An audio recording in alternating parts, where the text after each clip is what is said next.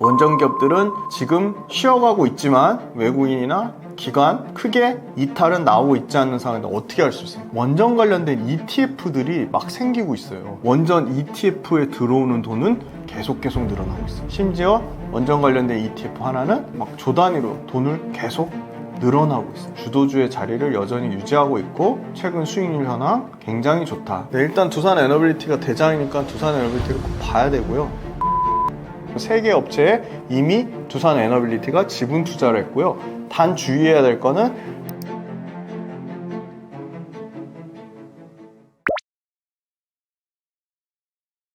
원전은 반도체랑 다르게 전체적으로 다 좋습니다. 원전은 볼게요. 와, 두산에너빌리티가 제가 작년 것까지 가져왔는데 작년에도 수익률이 좋았는데 올해 지금 연초 대비해서 1월달 대비해서 242% 어마어마하네요. 그죠? 자, 그 다음에 건설주인데 원전의 EPC 구매, 설계, 시공, 품질관리 그저 다 하는 EPC 업체라고 합니다. 꼭 개념을 알아두세요. 너무 중요하니까. 그러니까 총괄 일종의 프로젝트 매니저 같은 개념이 EPC입니다. 현대건설이 와 190%네요.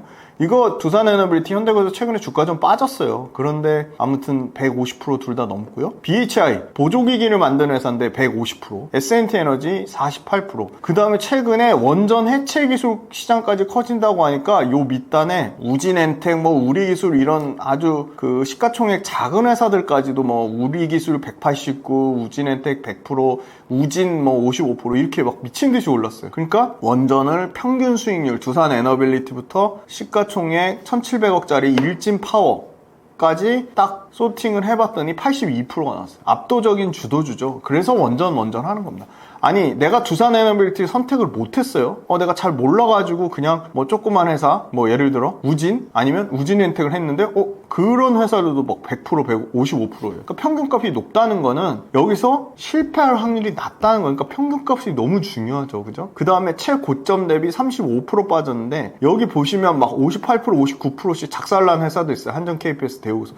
그나마 한전 KPS 대우건설도 올해 들어서는 30%대 가까이 상승했어요. 요거 표 피디님 띄워주실 거예요. 아무튼 평균값이 지수를 압도적으로 초과하고 있다. 최고점 대비 35% 빠졌지만 우리의 주도주들 볼게요. 지금 원전의 주도주들 두산에너빌리티 최근 주가 빠져봤자 최고점에서 14%밖에 안 빠졌고요.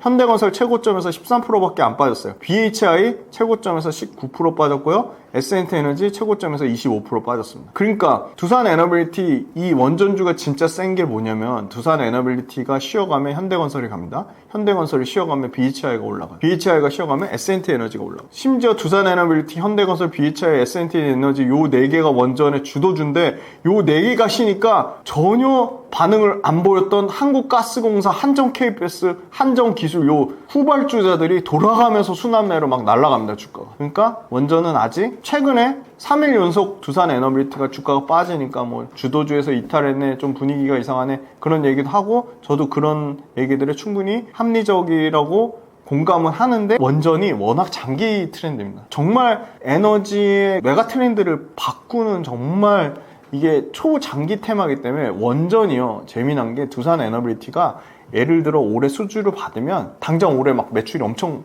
찍힐 것 같죠. 그게 아니고요. 2009년도에 바라카 아랍에미리트 원전 받을 때 실제 매출은 12년, 13년, 14년, 15년에 매출이 폭증했어요. 수주는 09년에 받았는데 12년부터 매출이 폭증한 거야. 그러면 두산에너빌리티는 언제 그럼 실적이 폭증하냐? 야, 우리 체코 26조 중에 두산에너빌리티가 8조 받았다며, 두코반이. 그랬더니 봤더니 두코반이 실제 언제 실적이 반영되나 봤더니 우리 25년 6월 달에 두코반이 받았잖아요. 그러면 진짜 빨라 27년에 두산에너빌리티 실적이 나온다는 거예요. 두산에너빌리티도 막 SMR 하죠. 그거 언제 실적 반영돼요? 아마 27년도부터 SMR 수주 막 미친 듯이 받을 거예요. 그러면 SMR은 대형 원전보다는 조금 빨라요. 그래도 27년에 수주 받으면 빨라 28년 말이라는 거예요. 그 얘기는 두산에너빌리티는 진짜 장기로 수주 받은 것들에 대한 실적이 쪼개져서 반영될 거다. 그래서 원전 기업들은 지금 쉬어가고 있지만 큰 수급들이라고 하죠. 외국인이나 기관 크게 이탈은 나오고 있지 않는 상황인데 어떻게 할 수 있어요? 자, 원전 관련된 ETF들이 막 생기고 있어요. 그런데 ETF는 그 회사가 좋든 안 좋든 그 ETF를 구성하는 종목들을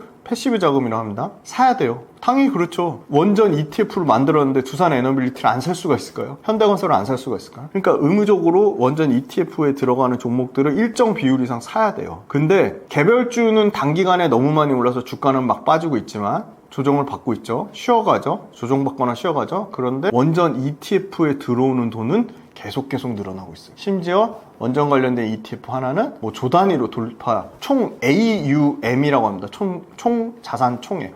그게 막 조 단위로 돈을 계속 늘어나고 있어요. 그 얘기는 원전이 쉬어갈 수는 있지만 주도주의 자리를 여전히 유지하고 있고 최근 수익률 현황 굉장히 좋다. 그런데 원전도 더 높이 날기 위해서는 한번 도약하기 위해서 어떤 게 도움닫기가 필요한 거죠. 그러니까 숨고르기가 필요한 거예요. 그래서 어떻게 보면 지금 최근에 3일 동안 빠진 게 일종의 더 멀리 날기 위한 숨고르기 과정이지 않을까. 근데 예를 들어 원전이 지금 주도주인데 막 고점 대비 막 50%씩 빠져요. 그러면 추세라는 게 있거든요. 원전도 그렇고 아까 반도체 뭐 하이닉스도 그렇고 꾸준히 상향하는 추세잖아요. 근데 그 추세를 이탈해서 물론 조정이 되거나 잠시 숨고르기일 수도 있지만 그 이탈하는 속도가 굉장히 가파른 거예요. 그러니까 계속 빠져요. 계속 야금야금 나도 모르게 한 2% 빠졌네, 3% 빠졌네, 5% 빠졌네 해서 계속 빠져서 그걸 딱 참 정답처럼 그냥 1 플러스 1은 2처럼 딱 알려드리고 싶지만 그 정답은 없어요. 그게 40% 빠지다가 멈출지 30% 빠지다가 멈출지 50% 빠지다가 멈출지 몰라요. 그거는. 그런데 예를 들어 고점 대비 과도하게 빠졌는데 추세가 계속 조금씩 하락을 하고 있다. 그러면 주도주였다가 주도주가 아닌 이제 그냥 평균 일반 주식으로 내려가는 거예요. 근데 아직은 그런 상황은 아니다. 주도주에 꺾였는데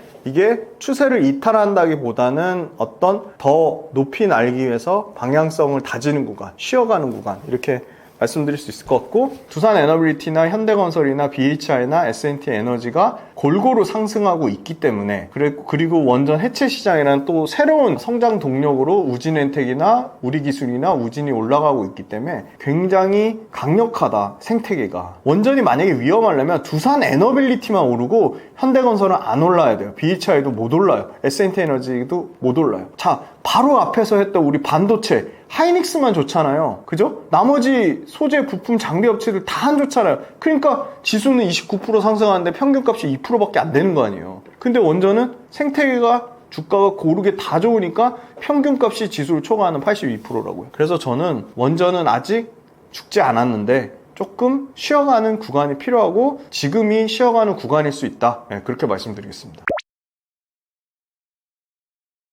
네, 평균 밸류에이션은 지금 26배고 내년에 실적이 좀 더 좋아져서 22배까지 떨어지는데 두산에너빌리티는 좀 많이 비싼 것 같아요. 밸류에이션으로는 올해 120배, 내년에 뭐 75배니까 뭐 말도 못하게 비싼 수준이고요. 밸류에이션으로 평가하기엔 좀 다소 주가가 과하게 올라온 측면이 있다. 그리고 현대건설 같은 경우는 건설주들이 평균이 7배인데 현대건설도 주가가 너무 많이 올라서 13배, 그리고 내년에 10배 정도 수준이고요. BHI가 올해 35배, 내년에 23배 배고요. 요 S&T 에너지가 쌉니다. S&T 에너지가 16배, 내년에 12배니까 밸류에이션 상으로는 S&T 에너지가 좀 가장 매력적인 것 같고, 그 다음에 최근에 주가 올라오는 한정 KPS나 한정 기술 같은 것도 밸류에이션이 보니까 한정 KPS 같은 경우는 올해 16배, 내년에 14배, 밸류에이션이 뭐 그렇게 한정 KPS 같은 경우는 주가가 그렇게 밸류에이션이 그렇게 엄청나게 부담스러운 수준은 아닌 것 같고, 한정 기술은 올해 35배, 내년에 57배. 오히려 실적이 한정 기술 같은 경우는 그렇게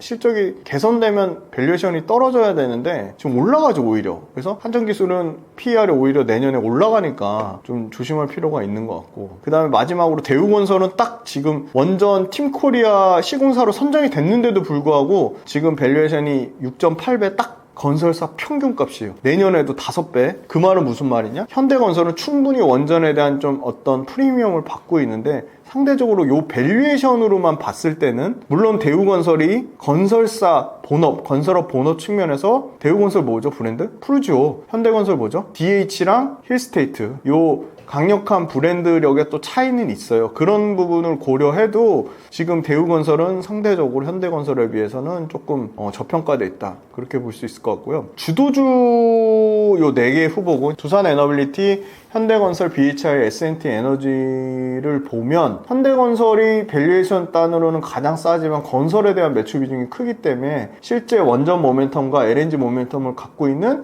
S&T에너지가 밸류에이션 상으로는 종합적으로 다 따져봤을 때 가장 매력적이다. 그렇게 말씀드릴 수 있을 것 같고, 만약에 현대건설이나 BHI가 주가가 그러니까 실적은 안 꺾이는데 주가만 20% 빠져가서 예를 들어 현대건설의 밸류에이션이 10배 수준까지 왔다. BHI가 30배 미만인 27배 수준까지 온다고 하면 훨씬 S&T에너지보다 BHI나 현대건설이 주가가 훨씬 탄력적이기 때문에 그렇게 기다려서 주가가 내려와서 밸류에이션이 싸지면 현대건설이나 BHI를 보는 게 맞는 것 같고요. 지금 시점에서 딱 밸류에이션 관점에서 보면 상대적으로 BHI나 현대건설이나 두산에너빌리티보다는 S&T에너지가 좀 상당히 매력적이다. 그렇게 말씀드리겠습니다.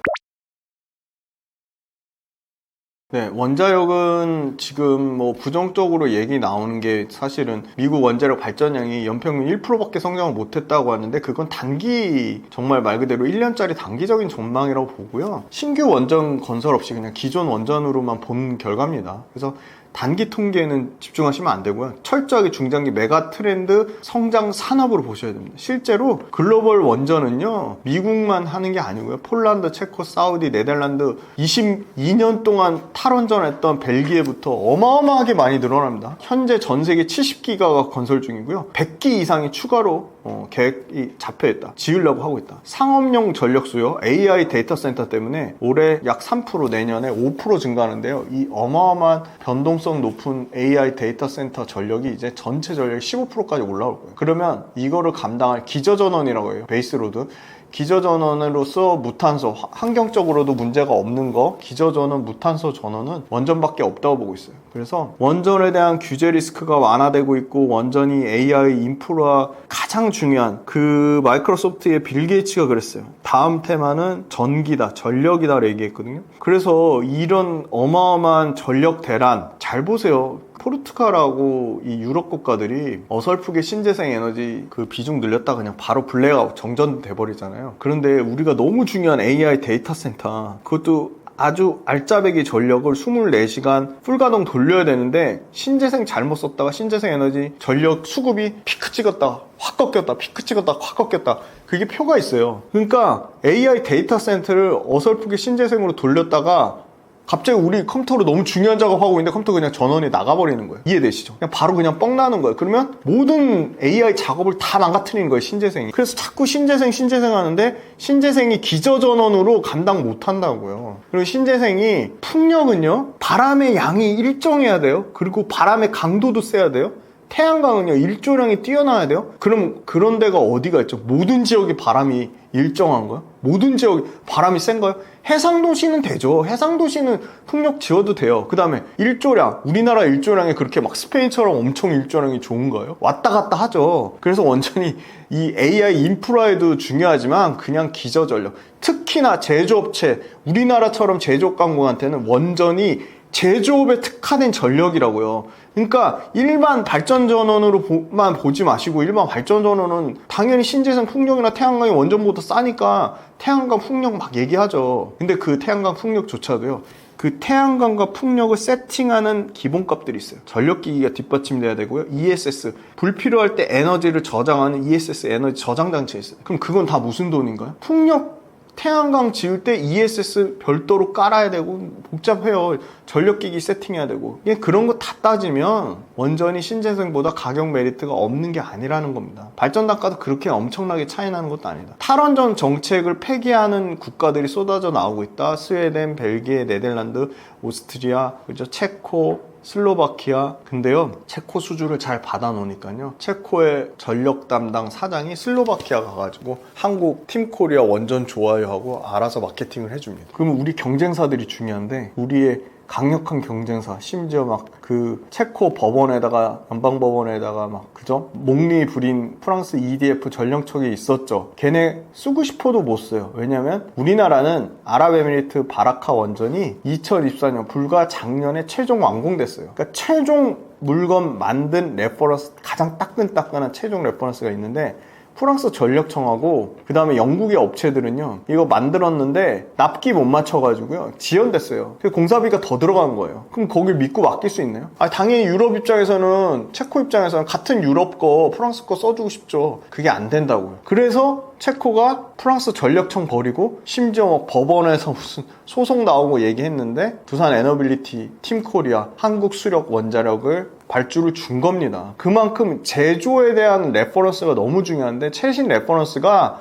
우리의 강력한 경쟁자였던 프랑스 EDF조차 없는 거예요. 그래서 이런 부분이 계속 국내 원전 관련된 업체들이 소위 말해서 선순환 구조가 될 것 같아요. 그래서 당장 불가리아의 코줄로두이 원전, 이건 현대건설이 지금 진행하고 있죠. 미국의 팰리세이드 SMR 소형 모듈 원전, 이거 현대건설이 하고 있죠. 그리고 두코반이 체결되니까 두코반이 말고 테물린이라고 있어요. 테물린 우선 협상 대상자로 아마 이것도 팀코리아가 선정될 가능성이 거의 매우 높아요. 그래서 이 팀코리아는 한전기술이 설계하고 두산 에너빌리티가 주기기 설계 시공 다 하고, 핵연료는 한전 쪽에서 하고, 한전 KPS가 시운전하고 정비하고, 그 다음에 시공 총 대표는 대우건설, 이렇게 하면서 완전히 팀코리아가 완벽하게 밸류체인을 수직 계열했다. 원자력의 밸류체인을 수직 계열화했다. 그래서 글로벌로 이 원전에 대한 수주 모멘텀은요 계속적으로 좀 이어질 거라고 봅니다. 그래서 원전 관련돼서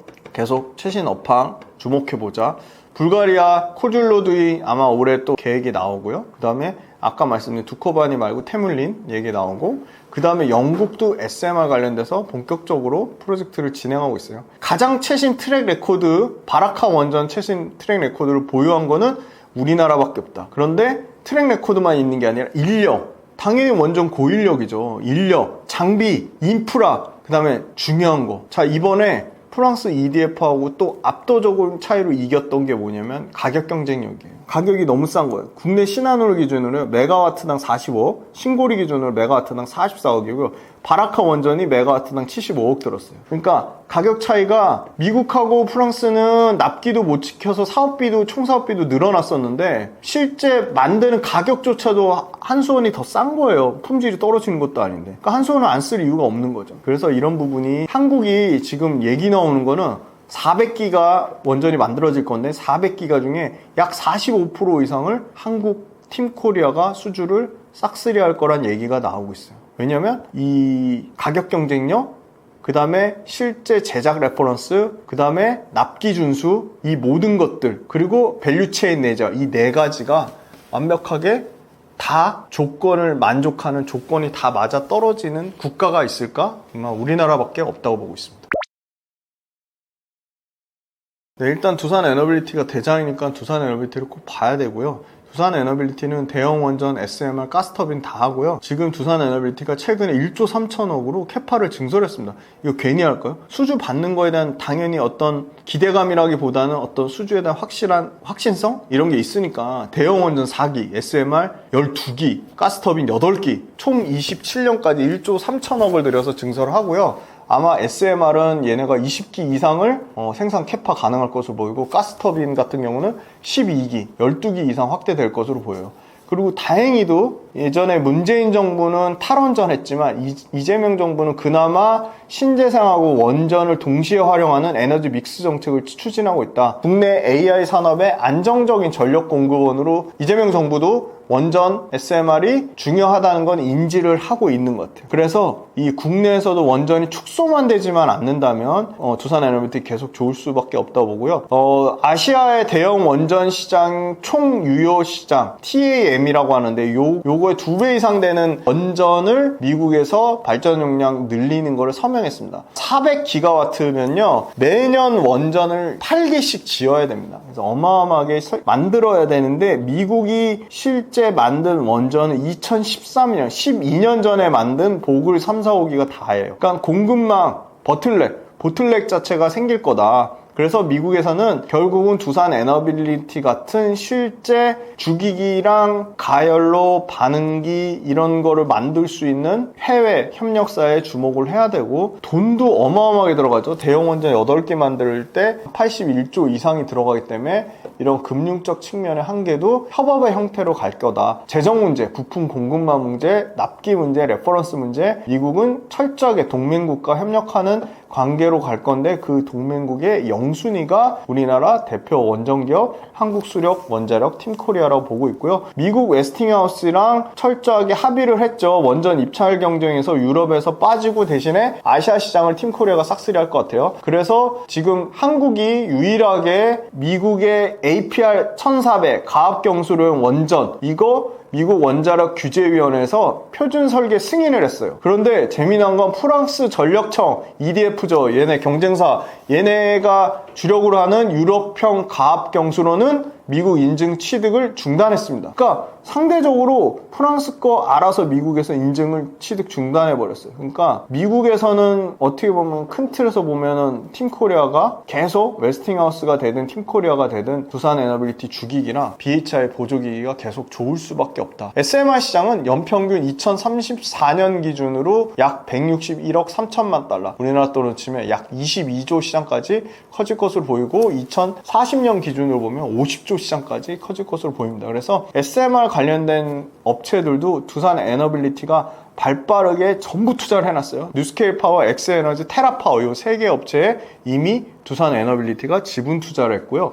거기 들어가는 주기기, 당연히 두산 에너빌리티가 만약에 얘네들이 뉴스케일 파워가 수주를 받으면 거기 들어가는 주기기를 뉴스케일 파워가 못 만들어요. 그래서 두산 에너빌리티한테 수주가 갈 수밖에 없다. 단 주의해야 될 거는 수주 받는다고 절대 바로 매출 반영되는 거 아니다. 매출이 2, 3년 뒤에 최소 3년에서 최대 5년까지 쪼개서 반영이 된다. 그래서 우리가 실적이 막 드라마틱하게 개선될 것으로 예상은 하지만 그렇지 않을 수 있다. 바라카 원전 수주 데이터가 말해준다. 네, 그렇게 말씀드렸습니다. 네, 반도체가 최근에 잘 아시겠지만 하이닉스가 상당히 견조하게 올라오고 있어요. 하이닉스가 지금 삼성전자랑은 다르게 연초 대비해서 지금 거의 20만원 밑에서 지금 29만원대까지 올라왔으니까 뭐 수익률로 치면 거의 연평균 1월달 대비해서 63% 정도 상승했으니까 지금 지수도 상당히 견조하거든요. 사실 우리가 오늘 찍는 7월 4일 요 시점에서는 좀 코스피, 코스닥 모두 조금 조정은 받고 있어요. 그런데 지수 대비해서 훨씬 아웃퍼폼한다.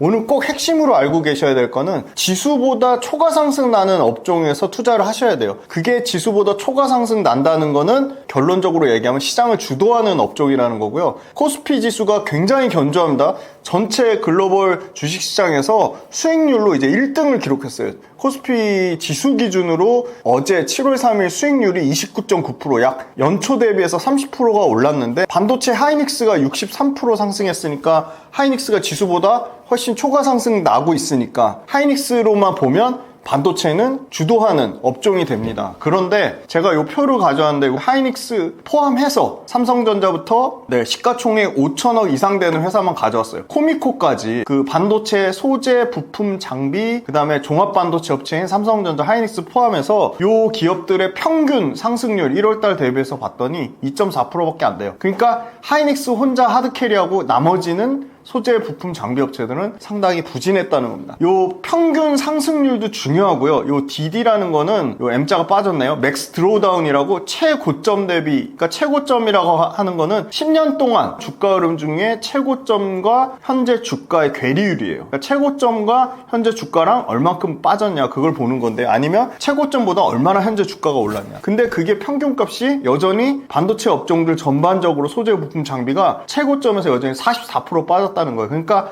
아직도 최고점에 도달하려면 훨씬 멀었다. 하이닉스는 근데 최고점 영역에 가깝죠. 보시면 이게 제일 좋죠. 하이닉스는 마이너스 6.7%. 그러니까 10년 동안 그 주가 중에 거의 최고점에 가까운 주가가 있다는 겁니다. 그만큼 주가가 세다는 거고요. 또 재미난 거, 자, 계측 장비를 만드는 파크 시스템즈라는 회사, 시가총액 규모로 치면 2조짜리인데요. 요게 최고점에서 1%밖에 빠지지 않은 상황이에요. 최고점 영역이었죠. 그 다음에 반도체에 들어가는 부품 업체죠. NLB, 그러니까 소위 말하는 인쇄 회로 기판을 만드는 이수페타시스. 요 회사도 뭐 말이 많았죠. 뭐 2차 전지 CNT 도전제를 만드는 제이오란 인수를 사실은 전혀 그 사업과 비즈니스 투 비즈니스가 그 시너지 효과가 없는데 갑자기 반도체 회사가 2차전지 소재 회사를 인수한다고 해서 그것도 주주들한테 손 벌려서 한다고 해서 굉장히 문제가 많았던 기업인데 결국은 유상증자 그 CNT 도전제를 만드는 나노 신소재 유중을 철회하면서 주가가 다 회복됐어요. 최근에 91% 연초 대비 91% 상승률을 나타냈고 최고점에서 12% 정도 빠진 수준이다. 그래서 반도체는 전반적으로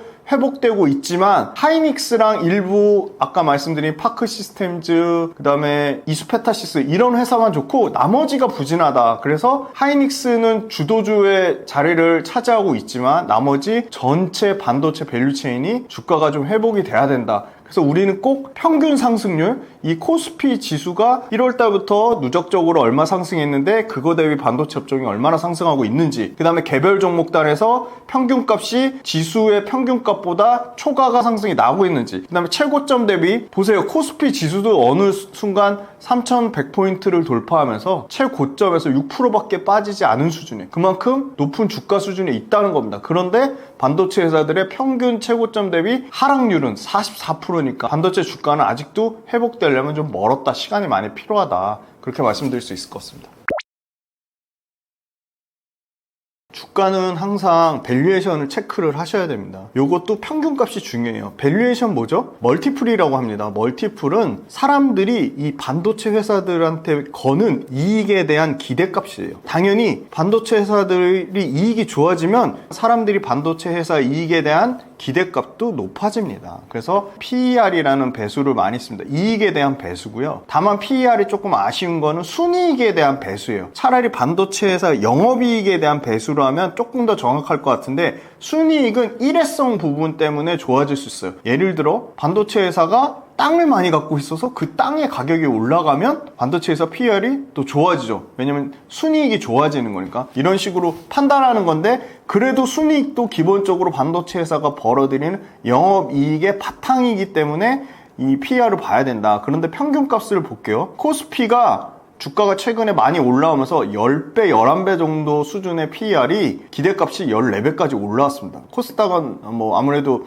시가총액 작은 회사들이 있으니까 뭐 PER이 들쑥날쑥하죠. 105배예요. 그러니까 코스피가 지금 14배 정도 수준의 PER을 봤는데 반도체 제가 아까 말씀드린 시가총액 5천억 기준의 평균값을 봤더니 18배예요. 그러니까 엄청나게 반도체 회사들이 밸류에이션 프리미엄을 받는다거나 뭐 엄청 비싸거나 하는 수준은 아니에요. 왜냐면 14배랑 큰 차이는 없죠. 18배고 이 18배가 내년 기준으로는 14배, 14.9배로 떨어집니다. 왜 떨어질까요? 반도체 회사들이 그만큼 올해보다 내년에 실적이 좋아지니까 PER이 떨어지는 겁니다. PER은 어떻게 계산하냐면 너무 간단해요. 그 회사가 갖고 있는 전체 시가총액을 그 회사가 벌어들이는 단기 순이익으로 나누면 다 내가 투자하는 기업들의 기본적인 PER은 얼마인지 계산하실 수 있어야 돼요. 그 회사의 전체 시가총액을 그 회사가 1년 동안 벌어들이는 단기 순이익으로 나누면 뭐가 나온다? PER입니다. 이해되시죠? 간단하죠? 시가총액을 단기 순이익으로 나누면 돼요. 와, 봤더니 코스피가 14배인데요. 하이닉스가 6배밖에 안 돼요. 엄청 싸죠? 코스피 전체 평균은 뭐죠? 이익을 내는 기업이나 적자를 내는 기업이나 이익을 조금밖에 못 내는 기업이나 이익을 많이 내는 기업이나 이익을 잘 냈다가 뭐 이익이 갑자기 줄어드는 기업이나 잘하는 놈, 못하는 놈, 중간밖에 못하는 놈 다 모아놓은 평균값이에요.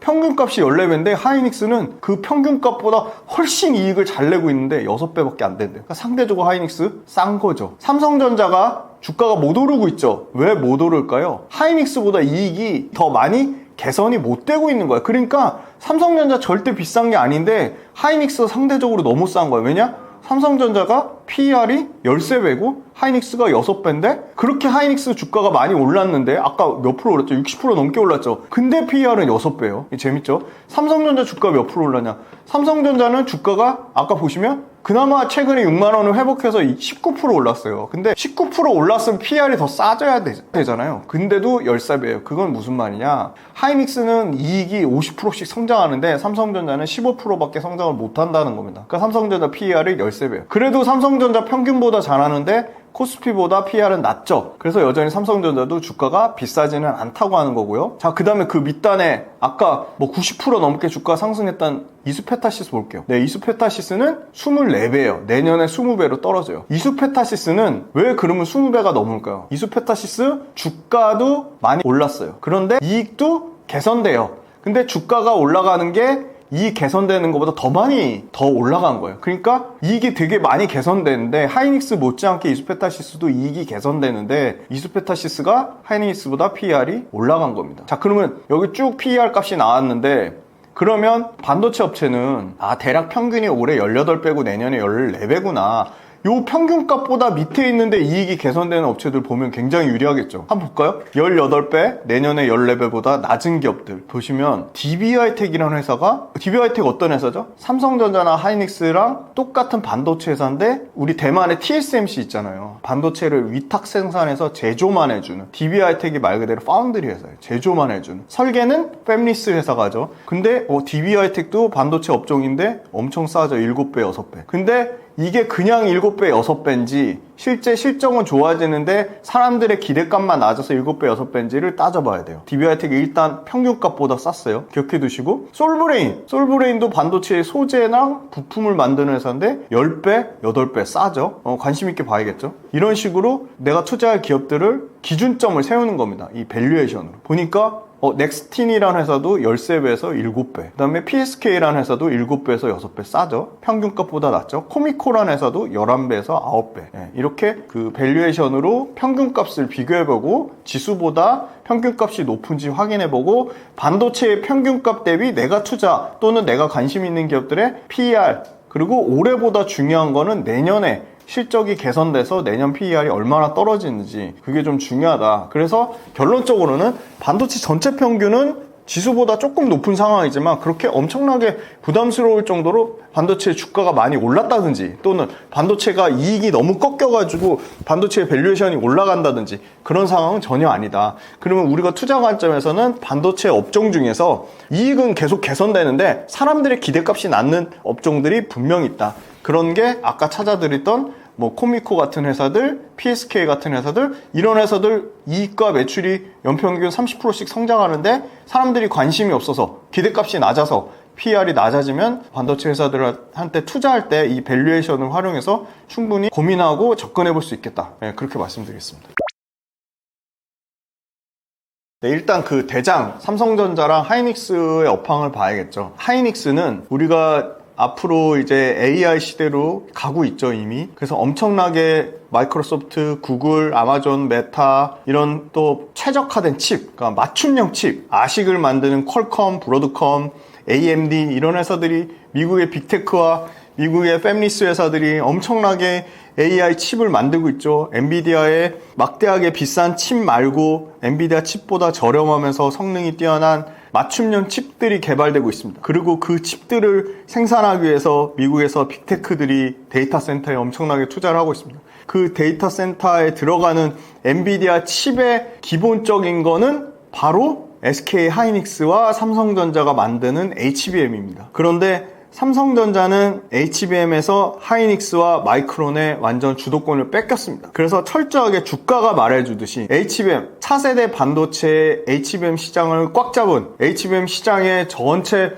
평균의 50% 이상을 차지하고 있는 SK 하이닉스는 주가가 신고가를 가면서 HBM 패권, HBM 주도권을 완전히 꽉 잡은 상황이고 엔비디아의 어떻게 보면 가장 중요한 핵심 원자재 소싱처로 SK 하이닉스가 계속 부각을 받고 있는 거고요. 엔비디아의 계속 작년 초부터 엔비디아의 퀄 테스트, 품질 테스트 통과할 거야. 근데 통과 못했어. 다음번에 통과할 거야. 또 통과 못했어. 그래서 삼성전자 있는 임원들 다 바뀌고 잘리고 변경되는 그 와중에도 또 못 바뀌고 그래서 결국은 삼성전자는 마이크론, 원래는 마이크론은 삼성전자보다 밑에 있던 업체인데 마이크론은 엔비디아의 퀄 테스트를 받아서 하이닉스의 경쟁사로 엔비디아의 HBM 칩을 납품하고 있죠. 근데 삼성전자는 엔비디아 퀄 테스트를 통과를 못했습니다. 지금 7월 달인데 아마 올해도 못할 가능성이 매우 높아요. 그럼 내년에 통과하면 이미 주도권이 완전 뺏겼죠. 지금 전체 HBM이 반도체 전체 시장에서 30%밖에 안 돼요. 앞으로 40%, 50% 커질 거예요. 왜 그렇죠? HBM이 주도하는 시장이니까 AI는 HBM 칩으로 만들어지는 시장이니까. 그래서 HBM이 엄청나게 커질 건데 HBM의 주도권을 하이닉스가 1등으로 완벽하게 잡아가고 있다. 하이닉스의 주도권이 HBM 시장에서 50% 넘게 차지하고 있는데 그 시장이 최소한 앞으로 1년 이상은 계속 유지가 되겠다. 그러면 하이닉스는 계속 좋을 수밖에 없는 거죠. 그리고 AI 시대에 강조되는 특징이 HBM 같이 가격보다 오히려 반도체의 품질을 더 중요하게 생각했어요. 그러니까 그 말은 무슨 말이냐? 가격에 초점을 맞춘 게 아니라 저가치. 중국이 엄청나게 밀어내게 하고 있죠. 예를 들어 지금 한물간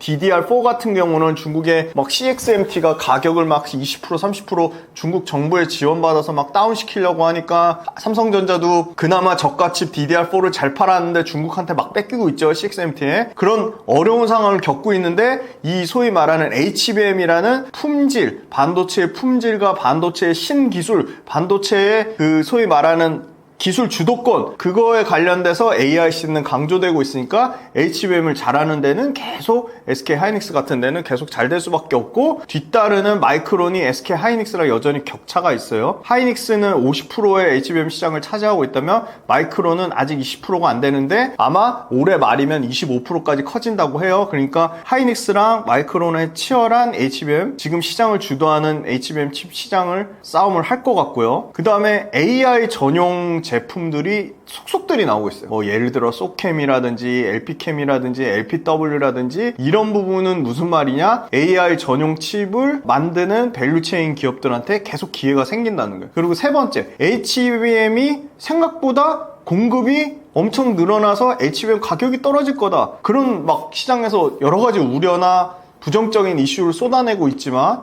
생각보다 HBM이 기술적인 난이도, 기술 진입 장벽 때문에 접근하는 업체가 벌써 지금 그렇게 HBM 시장이 커진다는데 HBM 만들 수 있는데 어디죠? SK하이닉스, 마이크론, 삼성전자 3개밖에 없어요. 그럼 그게 3개 있는 업체가 내년에 갑자기 10개, 20개로 늘어날까요? 절대 불가능합니다. 왜냐? HBM은 점점 HBM3에서 HBM4로 넘어가고요. HBM4에서 HBM4E로 넘어가고 이제는 뭐 HBM5가 뭐 나오고 계속 업그레이드가 되는 거죠. 거기에는 생산 난이도도 올라가고 공급량도 이 회사들이 타이트하게 수급을 조절해서 실제 HBM을 쓰는 미국의 빅테크는 야 10,000개 해줘. 우리 5,000개밖에 안 만들 거야. 이렇게 하면서 계속 가격을 조정하는 거죠. 타이트한 수급으로. 그리고 이전에는 엔비디아만 했는데 방금 말씀드린 맞춤형 반도체, 아식칩이라고 하는 이제 엔비디아 칩을 갖다 쓰는 게 너무 엔비디아가 갑질하는 것, 또는 엔비디아 칩을 기다리는데 짜증난 나머지 구글이나 아마존이나 메타나 이런 빅테크들이 야 우리가 자체 칩 만들 거야. 애플도, 구글은 무슨 칩이 있죠? TPU, 텐서 처리 장치, TPU 직접 만들죠? 그죠? 아마존 무슨 칩 있죠? 트레니움, 아마존도 직접 칩을 만들죠? 메타 무슨 칩 있죠? 다 칩이 있죠? 다 그럼 그 자체 칩 만드는 거를 그냥 만들 수 있나요? HBM 필요하잖아요. 그 많은 아식이라는 HBM 칩, AMD도 칩을 만들죠? 퀄컴이나 브로드컴도 칩을 설계하죠. 그런 수많은 칩들, 생산 난이도가 올라가고 그렇게 공급을 드라마틱하게 늘리지 않는 이 타이트한 수급상에 HBM 칩 외에 아식이라는 새로운 칩 수요가 막 생긴 겁니다. 그럼 그 칩들을 결국은 하이닉스나 삼성전자나 마이크론이 이 시장을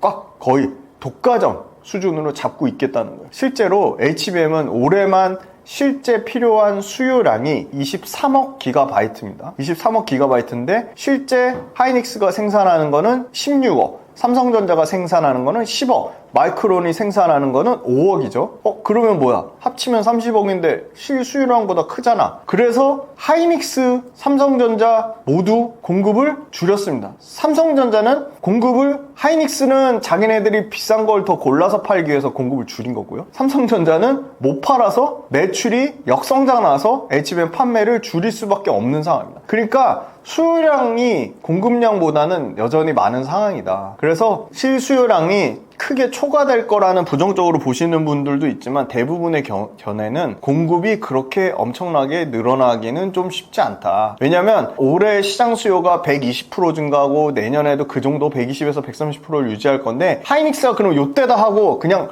공급을 막 몰아치기 해가지고 싹 내가 이 시장을 다 잡아먹을 거야 하고 있지 않다는 겁니다. 수요는 20% 30% 성장하는데 120% 130% 성장하는데 하이닉스는 공급량을 딱 100% 수준만 유지한다는 거예요. 그러니까 하이닉스가 높은 가격을 받기 위해서 전략적으로 공급을 조절하고 있다. 그 다음 우리가 우려하는 거, 중국의 CXMT를 엄청나게 얘기하죠. 왜? CXMT가 저가 칩에 대해서 삼성전자의 점유율을 막 뺏고 있잖아요. LP, DDR4, DDR4, 심지어 이제 CXMT가 DDR5도, 그리고 CXMT가 이제는 기술적인 난이도 중에 HBM 중에는 좀 저가 HBM 칩까지 도전하겠다고 하잖아요. 그런데 아직까지는 HBM 관련돼서 중국이 실제 만드는 거를 빅테크가 불안해서 못 쓰죠. 중국 자체 자기네들 자국에서는 일부 저가 칩을 쓸 수는 있겠지만 빅테크가 중국의 칩을 쓸 이유도 없고 실제 예를 들어 엔비디아 저가 칩을 팔려고 하니까 미국 정부에서 못하게 막고 있죠. 구조적으로 중국 저가 칩을 미국 빅테크가 쓰지도 않을 뿐더러 쓸 이유가 없는 거예요. 그러니까 중국 저가 칩을 안 쓰니까 기술 개발이 어떻다? 굉장히 더디다. 그래서 여전히 마이크론과 하이닉스가 갖고 있는 HBM4 사양의 최고 사양의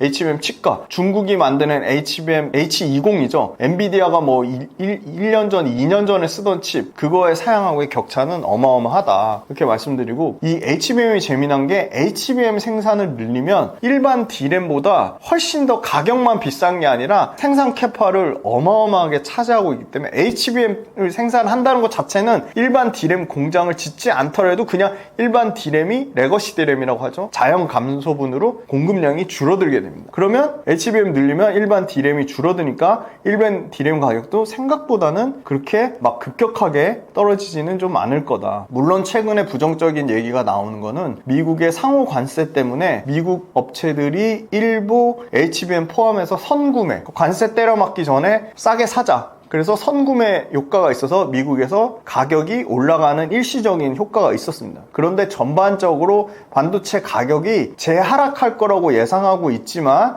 그럼에도 불구하고 여전히 HBM 시장, 그러니까 하이엔드 쪽에서는 가격이 높은 가격을 유지할 거다. 그래서 철저하게 지금 하이닉스만 주가가 잘 가고 있는 상황이고 그게 당분간 삼성전자 하이닉스 주가의 차이는 좀 쉽지 않아 보인다. 그러면 거기서 아이디어를 얻으면 당연히 삼성전자에 납품하는 소재 업체도 있을 거고 부품 업체도 있을 거고 장비 업체도 있을 거고 또 하이닉스에 납품하는 소재 업체도 있을 거고 부품 업체도 있을 거고 장비 업체도 있을 건데 투자 관점으로 보면 역시나 삼성전자에 납품하는 업체들보다는 하이닉스에 납품하는 업체들한테 소재 부품 장비 업체들도 기회가 있겠다. 그리고 잘 찾아보시면 TSMC나 미국의 엔비디아 또는 미국의 마이크로소프트 또는 미국의 구글 또는 미국의 브로드컴 또는 퀄컴 이런 데 직접 납품하는 소재, 부품, 장비 회사들이 있습니다. 그럼 그런 회사들은 하이닉스는 기본적으로 매출의 50% 이상 차지하고 나머지 매출의 50%를 고객사를 다변화하기 위해서 직접 미국의 빅테크에 납품하거나 미국의 직접 팹리스 업체에 납품하는 그런 회사들이 있다. 그래서 그런 회사들에 좀 더 주목을 해보자. 고객사가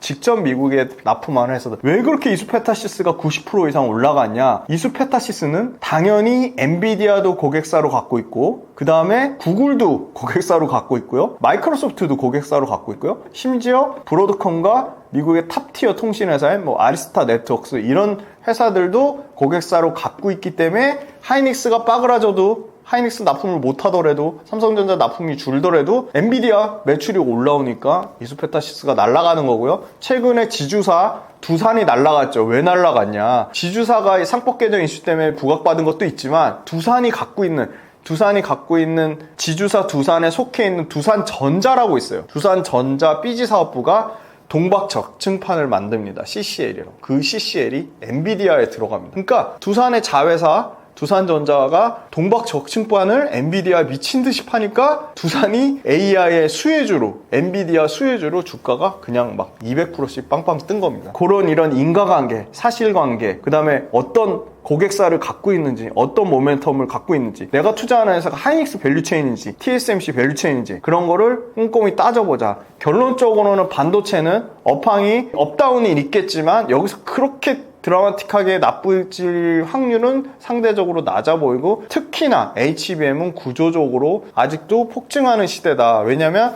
AI 때문에 실제 돈 버는 회사들이 엄청나게 늘어나기 시작했다는 거고요. AI 때문에 실제 AI를 도입했더니 생산성이 미친 듯이 향상하기 시작했습니다. 그리고 AI는 미국이 지금 주도권을 잡고 미국의 빅테크가 AI 주도권을 이끌고 있기 때문에 그런 상황이 쉽게 꺾이진 않을 거고, 당장 보세요. 불과 1월 달에 챗 GPT를 쓰는, 챗 GPT도 AI죠. 챗 GPT에 엄청나게 반도체 칩이 들어가죠. 근데 와, 상상을 초월해요. 지금 챗 GPT가 1월 달에 3억 명에서 지금 글로벌로 5월 달 기준으로 8억 명 넘게 쓴대요. 어마어마하죠. 그러면 얼마나 많은 AI 칩이 필요할까요? 그거를 한번 상상을 해보시면 반도체 업황은 앞으로도 계속 성장할 수밖에 없겠구나, 네, 그렇게 생각이 듭니다. 그 하이닉스 관련된 밸류체인 기업들이 좋지만 주가가 좀 부담스러운 측면이 있어서, 구조적으로 그러면 어떤 부분이 좀 주목을 받을까 했더니, 소위 말하는 반도체, 어떻게 보면 미세공정, 그러니까 반도체는 점점 미세공정이라는 걸 많이 쪼갠다는 거거든요. 많이 쪼개면 쪼갤수록 어떤 부분이 필요할까? 결국은 세정하는 거, 그리고 그거를 오버홀이라고 하죠. 유지보수 관리하는 거, 이런 쪽이 굉장히 필요하겠다. 그래서 그런 쪽 사업을 하는 회사를 봤더니 코미코라는 회사가 있었습니다. 코미코가 어떤 사업을 하는지 보면, 고부가 반도체 제품을 새 것처럼 되살리는 재생 전문 기업이라고 보시면 돼요. 재밌죠? 재생해서 하는 거예요. 그러니까 당연히 세정하고 코팅하면 새 것처럼 만들어지는 거예요. 그러면 반도체 회사 새로운 칩 구매하는 것보다는 원가를 50% 이상 절감할 수 있는 거예요. 그리고 새 거를 쓰는 것보다 있던 거 활용해서 재활용해서 쓰면 어떤 부분이 도움되죠? 친환경 쪽이요. 당연히 엄청나게 반도체가 전력도 많이 잡아먹고요, 환경적인 부분도 있습니다. 그거를 절반 이상 줄인다는 거예요. 이 회사도 똘똘한 자회사가 있어요. 미코세라믹스라는 회사가 있습니다. 코미코의 자회사 미코세라믹스는 크게 두 가지가 있는데요, 반도체 웨이퍼에 균일한 온도를 가하는 히터가 있고요, 반도체의 그 불필요한 부분을 제거하는 공정을 식각공정이라고 합니다. 그 식각공정에서 웨이퍼가 안정적으로 고정되게 만드는 정전척이라는 부품이 있어요. 그거를 고난이도의 세라믹 소재로 만드는데요, 이 정전척 그리고 세라믹 소재에 반도체의 웨이퍼의 균일한 온도를 가해주는 세라믹 히터, 이 두 가지를 만들어요. 그런데 이게 세라믹 소재 히터가 왜 중요하냐, 굉장히 웨이퍼가 열에 취약하고 열에 민감합니다. 그래서 열에 변형되는 문제가 생겨요. 그런데 기존 금속 히터는 열 때문에 부식이 돼요. 열 변형이 생겨요. 근데 이 세라믹 소재 히터가 열 변형 문제를 완벽하게 해결해 줍니다. 그리고 아까 계속 반도체는 뭐라 그랬죠? 미세 공정으로 간다, 계속 공정이 쪼개지고 공정이 더 복잡해진다. 근데 이 아까 얘기한 정전척이라는 게 반도체 첨단 미세 공정에 요구되는 초정밀 제어가 가능한 부품이에요. 그러니까 정밀 세정이나 정밀 코팅할 때는 바로 이 정전척이 필요하다는 거예요. 그러니까 정전척은 당연히 진짜 짧게는 뭐 일주일만 해도 교체 주기를 쓸 거고, 길게는 3개월 이상 교체 주기를 쓸 텐데, 공정이 미세화되고 복잡화되면 더 그 교체 주기가 짧아지는 거예요. 그러면 그 수많은 부품들을 다 언제 새 걸로 갖다 쓸 거며, 많게는 반도체 부품 하나가 1억을 넘는 부품들도 있어요. 그래서 생각해 봤더니 이거를 재활용할 수 있는 방법이 없을까 했는데, 아니나 다를까 코미코가 반도체 장비 부품을 세정 코팅해서 바로 새 걸로 만들어준다는 거예요. 폐기보다는 정밀 세정하거나 특수 코팅하는 게 비용 측면으로 현실적이다. 재생 과정을 거친다는 거는 세정하고 코팅 서비스를 거친다는 건데, 그러면 소모품만 잘 관리하면 수백만 원, 수천만 원, 수억에 해당되는 반도체 이 부품을 기존 거 재활용해가지고 50% 이상 원가를 절감한다는 거예요. 그죠? 근데 코미코 같은 회사들이 생각보다 많지 않아요. 거의 독점 형태인 거예요. 왜 세정 코팅이 이렇게 중요해요? 당장 세정 코팅하면 생산 수율이 급격하게 좋아지니까. 그래서 이 세정이나 세정 품질, 코팅 품질이 반도체 제조업체의 경쟁력을 좌우할 핵심 요소라고까지 얘기해요. 그래서 이제는 삼성전자나 하이닉스 같은 전문 반도체, 종합 반도체 업체는 아예 그냥 PM이란 서비스를 해놨어요. 바로 반도체의 소재, 부품, 장비를 정기적으로 예방하고 정비하고 관리하고 유지보수하는 거를 세팅을 해놓은 거예요. 그러니까 그거 자기네가 다 이런 코미코 같은 전문 세정 코팅 업체에 긴밀하게 협업해서 유지보수를 시키는 거죠. 이 코미코가 속한 시장은요, 크게 두 가지로 합니다. 당연히 상식적으로 알아두세요. 비포 마켓이 있고 애프터 마켓이 있어요. 코미코는 두 개 다 해당돼요. 자, 비포 마켓은 뭐냐? 그냥 딱 우리 물건 사잖아요? 품질 보증기간 있죠? 차 사잖아요? 신차 보증기간 있죠? 그거는 똑같아요. 그냥 장비사가 설치한 다음에 우리 2년 동안 보증해줄게, 부품 교체해줄게, 부품 유지보수해줄게, 딱 그거예요. 그게 비포마켓이에요. 그러면 부품 세정 코팅 협력사를 쓰겠죠. 반도체 장비사는 우리 장비 만들기도 바쁜데 코팅 세정까지 장비사가 물론 할 수도 있어요. 조그만 장비사는 그렇게 하겠죠. 야, 우린 장비만 만들 테니까 우리 비포마켓에 해당되는 부품 교체하고 부품 유지보수하는 거 코미코 너네 같은 전문 세정, 코팅, 유지보수 업체가 해줘. 딱 그거예요. 그래서 비포마켓에서도 이런 코미코가 너무 중요한 거고요. 그럼 애프터마켓은 뭐냐? 자, 신차 보증기간 또는 내 애프터 서비스 보증기간 끝났어요. 그러면 이제 직접 반도체 칩 메이커 삼성전자 하이닉스가 직접 부품 관리해야 돼요. 근데 부품 관리 못하죠. 새로운 칩 개발하고 연구하고 칩 생산하고 칩의 생산 수율 올리기도 바빠 죽겠는데 세정 코팅까지 안 하죠. 그러니까 애프터마켓, 반도체 보증기간 종료 끝났어요. 칩 보증기간 끝났어요. 그럼 반도체 업체들이 직접 관리해야 돼요. 그 직접 관리, 세정 코팅 핵심 업체인 코미코 같은 업체한테 맡긴다는 겁니다. 근데 제가 코미코를 높게 보는 이유는 이 회사가 봤더니 삼성전자만 고객사가 아니에요. 이미 TSMC 우수 코미코 우시법인이에요. TSMC Fab 10 APM 우수업체로 이미 작년 4월달에 선정됐어요. 그러니까 TSMC한테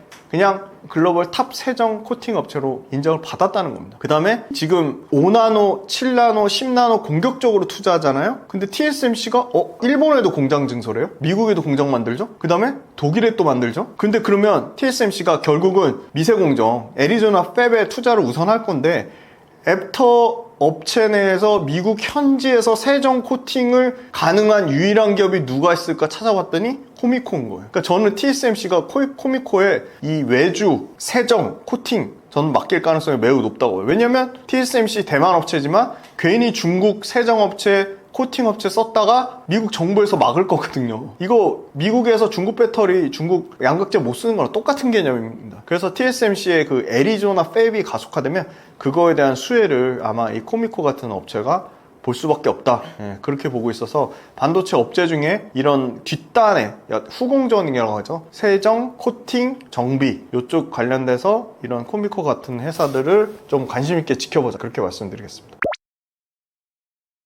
네, 오늘 첫 출연인데 항상 어딜 출연하든 지금 한숨도 못 자고 엄청나게 준비했는데 오늘 준비한 거에 한 4분의 1 정도 한 것 같아요. 그래서 다음번에도 다음 달이 될지 다다음 달이 될지 모르겠지만 굉장히 적극적으로 나와서 여러 가지 산업들, 우리나라 잘하는 산업들, 또 주가의 강력한 모멘텀을 받을 수 있는 좋은 기업들 소개할 기회를 또 주신다고 하니까 다음에 꼭 또 다른 업종들, 그리고 또 오늘 다뤘던 조선, 지주사, 반도체, 원전, 또 추가적으로 꼭 중요한 변동 사항이 생기면 다음 달에 나와서 업데이트 해드릴 거고요. 저는 구독 모델을 하고 있습니다. 당연히 구독 모델에는 유튜브에서 하지 않는 내용을 다루고요. 구독 모델은 매일매일 제가 그 업황, 그리고 산업, 그리고 매크로, 그리고 기업, 그리고 수급 그냥 일목요연하게 정리를 다 해드리거든요. 매일매일 투자 레터를 써서 그걸 보내드리고요. 매일매일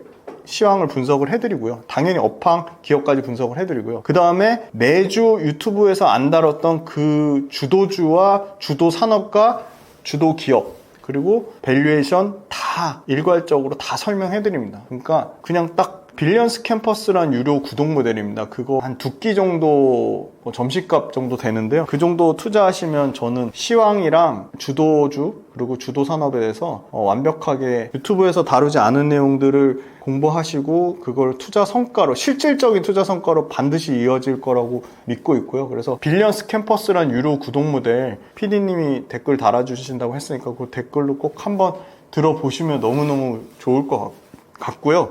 그 다음에 이제 두 번째는 제가 오프라인으로 많이 만나 뵙고 싶어가지고 오프라인으로 강연 사업을 하고 있습니다. 저 혼자 하는 건 아니고 미국 주식 전문가분, 그 다음에 비트코인 전문가분, 부동산 전문가분 4명이서 한 팀을 이뤄서 매달 5월 달에 37분 오셨고요. 6월 달에 24분 이렇게 오셨어요. 오프라인으로. 그래서 굉장히 쾌적한 공간에서 강연도 듣고 또 그 같이 오신 분들끼리도 소통을 하고 또 같이 오신 분들이 남아서 저한테 막 1시간 반씩 추가적으로 막 질문하면서 네트워킹이라고 하잖아요. 굉장히 끈끈한 네트워킹을 하실 수가 있어요. 그래서 일회성 강연으로 끝나지 않고 당연히 강연 주제 제가 매달 다르게 해요. 자, 지난달에는 지금의 주도주인 조선 또 새로운 화장품 사업을 했고요. 그 전주에는 로봇 산업을 다뤘습니다. 이렇게 주제가 다 바뀌어요. 너무너무 와서 들으시면 재밌으실 거예요. 그리고 다 후기 다 있습니다. 그래서 저 혼자 하는 게 아니라 미국 주식 전문가, 비트코인 전문가, 부동산 전문가, 그 다음에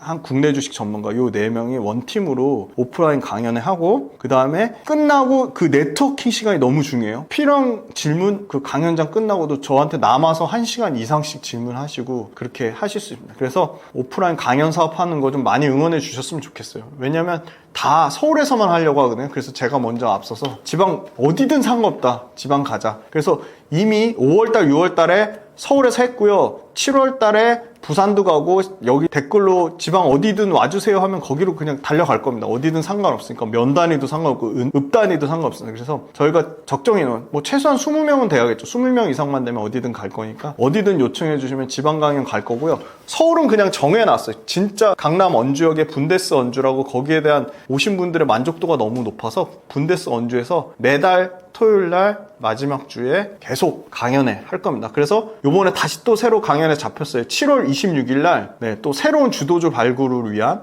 또 새로운 미국 주식 발굴을 위한 새로운 스테이블 코인 요새 핫하죠. 스테이블 코인 그리고 상업용 부동산 요새 성수동이 핫한데 성수동의 상업용 부동산 얘기 이런 다양한 투자 돈이 되는 얘기는 다 해드릴 거예요. 그래서 7월 26일 마지막 주 토요일날 강남에 오셔서 한번 강의 들어보시는 것도 좋을 것 같고 강연도 너무 좋지만 뒤에 그 네트워킹 시간이 너무 좋다. 그래서 그거 들어보시면 좋을 것 같고 만약에 지방이라서 못 오신다 그거 저희가요 다 그냥 적자 나더라도 전문 PD님 2명 붙여가지고요 다 경제방송 출신 전문 PD님 붙여서 완벽하게 온라인으로 촬영해서 온라인 녹화본을 아주 저렴한 그냥 점심값 정도 수준으로 온라인 녹화본 다 판매하고 있습니다. 6월달 거 못 보셨더라도 시일성 있는 내용 뭐 그날 주가가 어떻고 그날 뭐 외국인 기관 수급이 어떻고 그런 게 아니라 전체 큰 틀에서 글로벌 메가 트렌드 산업을 분석해 드리는 거니까 6월달 지난 강연도 보시면 엄청나게 도움 되실 거예요. 그래서 그것도 다 녹화본으로 URL 주소 있거든요. 신청하시면 녹화본을 현장에 오신 것처럼 똑같이 들으실 수 있어요. 다만 그 뒷단의 네트워킹 부분은 직접 오셔야지만 저희하고 소통하실 수 있다. 그렇게 말씀드려서 2가지 빌리언스 캠퍼스라는 유료 구독 모델 많은 신청 부탁드리고 그 다음에 오프라인 강연 사업 저만 하는 게 아니라 4명이 원팀으로 이뤄서 국내 주식, 미국 주식, 그 다음에 부동산, 비트코인까지 스테이블 코인까지 전문가가 4명에서 원팀으로 서울에서 한 번, 지방에서 한 번 매달 강연회 하고 있고 요번에도 7월 26일날 강연회 하니까 오셔서 한번 인사도 하시고 네트워킹도 하시고 좋은 그리고 직접적인 투자 아이디어도 많이 얻어가셨으면 좋겠고 정말 내가 너무 멀어서 강연회 못 간다고 하면 온라인으로 신청하실 수 있어요. 그래서 온라인으로도 강연회 보시면 굉장히 좋을 것 같습니다. 다음에 또 더 재미난 산업이랑 아주 핵심 국내 유망 주도주 기업이랑 갖고 또 찾아뵙겠습니다. 감사합니다.